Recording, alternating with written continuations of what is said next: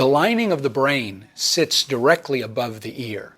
Usually there's a firm barrier between the brain and the ear. Sometimes that bony barrier wears down. It can wear down either because you were born with a thin barrier or the constant pulsing of the brain above the ear can wear it down, kind of like waves on a boulder by the ocean.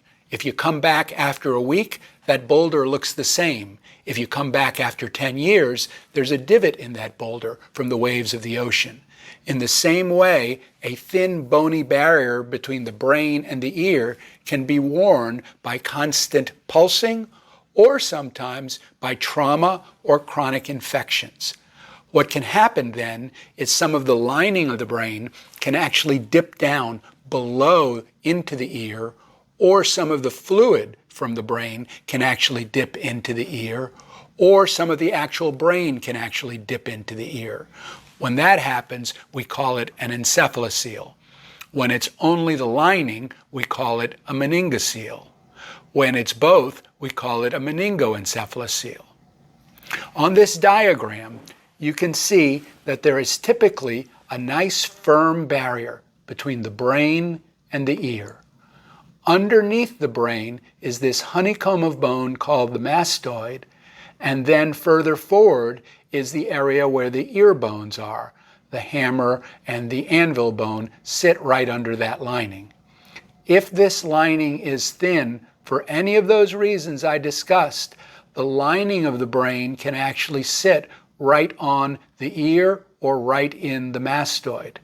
That means that if you get an ear infection from a cold, that the infection can actually use that as a path to go to your brain or to the fluid around the brain. That would be called meningitis, as it infects the fluid around the brain, or it can be an actual brain abscess or encephalitis if it infects the brain tissue itself.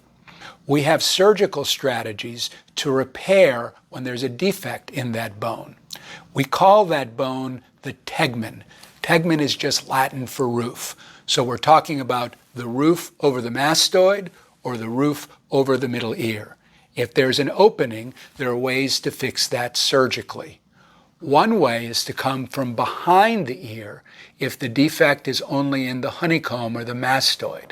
And in that case, we can make a cut behind the ear, identify where that defect is, and then repair that either with some of your own tissue or with a special bone cement to seal that up.